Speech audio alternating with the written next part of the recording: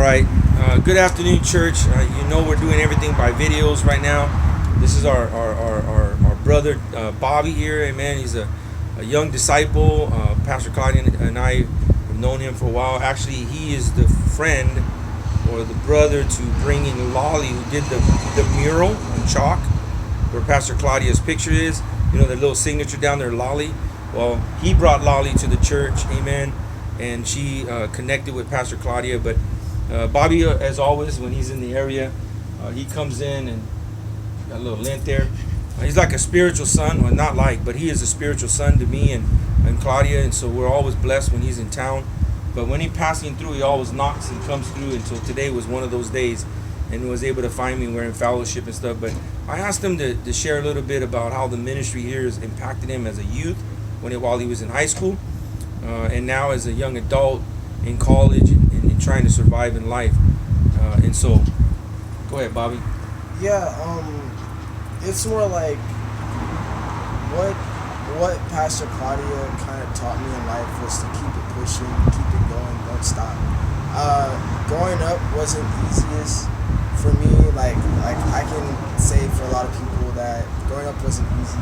And I used to go to Gladstone High School. Many people know me by Lyrical, whatever. Lyrical the Moods, Lyrical the Producer. I have my own YouTube channel. It wasn't easy coming down to school every day. Getting jumped by Zuzu 13 wasn't easy. Like racism, discrimination wasn't easy. Living life. Till one day, a fellow of the church kind of helped me like find my way back to a church, because at the time church wasn't in my dictionary. Church wasn't part of my dictionary no more. And so one day I kind of like showed up and I said, why not? And found the Praise Chapel. It was pretty good. And I met Sister Claudia, Pastor Claudia, whatever you want to call it. And it was like, it felt different to be back in like a church that's not only welcoming but very, very active, like almost every time. When I was going to Gladstone, every day after school I would come down to the church every day and kick back, chill, drink soda, eat pizza, watch movies, chat with the pastor, and do a lot. And it's like it felt calming to have a church that was youth wise in the youth section. Like now they have a church, Praise Chapel, that is youth now, and it's cool to have a church like that. And like I said, growing up wasn't easy, and the fact that it was so easy to come down here without a problem, because I want to try new things. I want to go back to church, but I couldn't find the right church to do that with. And I'm 19 now, so it's like, and I still come down here eventually, like every so day. And I'm starting to come down here every Sunday because it's not open no more like it used to be due to COVID. Kobe's gone, so it's like we don't have Kobe no more, so it's kind of hard for me to actually walk around nowadays. But when I do have chances to come down here on a Sunday, now that it's open on Sunday, I do, without a doubt, I come down here. Even when it's not a Sunday, every time I walk past the street, I always look this way and be like, that was the days I used to come back here. I used to reminisce, you know what I mean? And it's cool. For the youth that doesn't know Pastor Sister Claudia, she was not only the coolest person, because I can't even say she was cool. It was more like she was bright. She was like somebody that you can lean on and say, I have an issue right now. She wasn't cool. She wasn't awesome. She was the best of the best. She was like Kobe, but from church. In my defense, I can say that. She was like Kobe from church. Michael Jordan. She was like a hero in the church. And R.I.P. Sister Claudia. And Pastor Ray's. Life hasn't been easy like that, but I can say is you guys can come down here once in a while, because once this church starts opening back, I'm gonna start coming down here, and I best see almost everybody down here, because this is the place right here, man. Like Praise Chapel is a place to be at, like no cap. And on God, this is like it's life changing. Yeah, I'm like, it's life changing because I'm now in college, doing my thing. You know what I mean? I'm just working on a car. I'm jobless right now, or unemployed, but church is actually, like, being here is actually giving me the motivation to start actually getting on my books and getting there to get a job, and and it's like, being here. Even Sister Claudia said, like, you need to go to college. Like, you always say college isn't right for you. Yes, college isn't for everyone, but trust me, the words that she said to me not only changed my way of thinking, but changed my way of life. No cap. Like, that's just it. And just her, even, I remember the day she was upset one day, and just us being there kind of brightened her day, and I saw her, like, from, like, just sadness to just bright. And one day I kind of addressed it to her. I said, I saw you were having a, like, kind of off day a little bit until we came in, and we were all having fun laughing and stuff like that, and you were, like, smiling out, and it's like, kind of made my day as well. You kind of killed two birds with one stone. You made your day, and you made my day as well. Possibly everybody else's, I mean? Being here was, like, everything to me, and, I'm doing a lot of hand movements. And it's like, it's a lot to take in, you know what I mean? What was it, 11, 27, 18? That's the month, the day, and the year that Sister Claudia has passed away. And nothing in my right mind will say that the church wasn't the place to be at. Even if I do get kicked out of the church, I can always say that this church did not only change my way of thinking, but it changed my life. And I thank you guys for that. I thank Sister Claudia for that. You know what I mean? I thank Josh for that as well, because, he, even though he's autistic, it's the way he thinks, the way he gives off the energy. You know what I mean? Most autistic people doesn't give off a certain type of energy. They just give it an autistic energy. No offense to those kids out there. It's more like, this kid, even on my worst days, he sat down next to me and gave me a coloring book, and we colored together. That was one of the good days. And I thank him for that. Sam as well, some days, you know what I mean? It's off and on, but I can thank Sam as well. She was here and there, some points, but for the main startup line, it's like the top three: Josh, Pastor Ray, and Sister Claudia. Top two is Sister Claudia and Pastor Ray, and that's just it.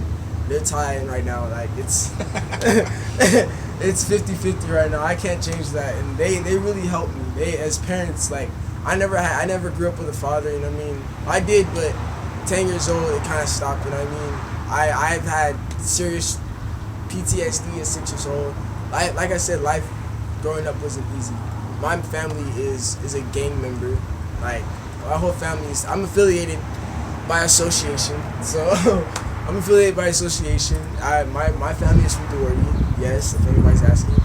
And it's kind of hard growing up. You know what I mean? But they're still family, and they love me like as much as I love them. And they go to church as well too. Second Baptist Church in Monrovia. And it's good to know that they're not only going to church, that they're gangbangers, but they go to church as well. You know what I mean? To let off that steam, like, yeah, I was at church, you know what I mean? And, shout out to my brother, Freshwell, Mark, because, he's helped me out too with music, and I've grew up with music, so it's like, you know what I mean? And it's good to know that we're all doing okay with Sister Claudia being gone. She's looking down at us. Her ashes are in this church right now as we speak, and it's a calming thing to know that she may be gone, but she's still here with us in spirit, even when she was here. You know what I mean? She may not be here physically, but mentally, spiritually, she is always here, and I think we ask for that. And Bobby, man, is being modest and generous. Only because Pastor Claudia is no longer alive here on this earth, but between 1 and 2, Claudia was number 1. The reality is, man, I mean, I can't deny it. I mean, her gift of love and compassion and desire for the young people and just people in general everybody navigated towards her. You can see the pictures in the hallway where all the young people just navigated around her. So I'm only in that competition because she's no longer here earning no more reward here on earth. But we're going to challenge Brother Bobby to take more videos. Amen. If you're onto YouTube, go to Lyrical, the producer, subscribe. He's got some stuff on there. Amen. But look at the good stuff and some of the other stuff that's wild. Amen. You can kind of I got beats on there. He's got beats on there and stuff, but he also got homework and other stuff, and so I'm hoping that he'll videotape a little bit more about his journey at UEI College. Amen.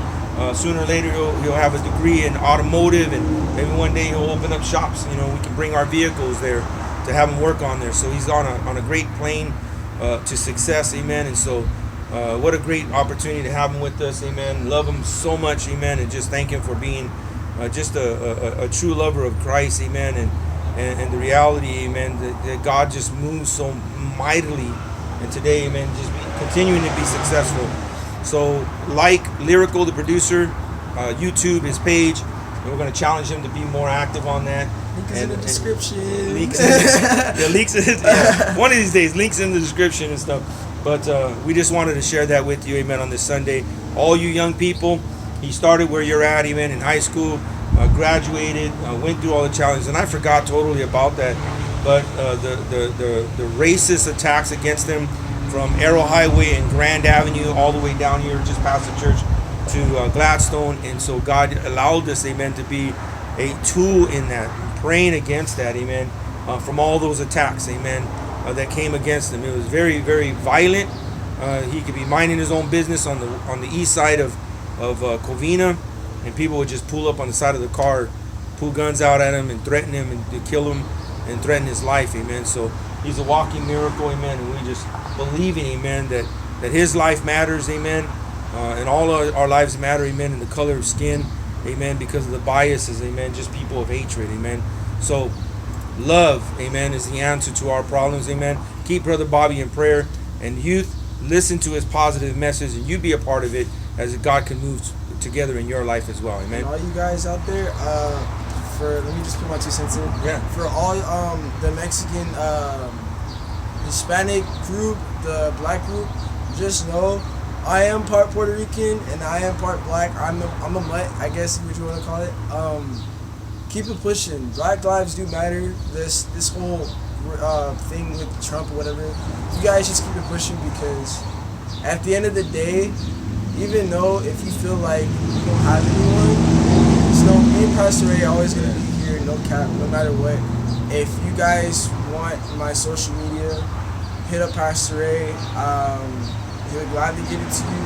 I'm always here. I love to talk to people. I love to make new friends. That's not an issue with me. You know what I mean? Just spread love and positivity on my pastor's account. You know what I mean? Because that's all he needs. That's all I need. You know what I mean? Just to see him smile is making me smile. So. Positive role model, man. We could have some discussions, some group nights, and so forth and so on. Even some outings. We got the van back, amen, for the youth ministry, and so let's see it.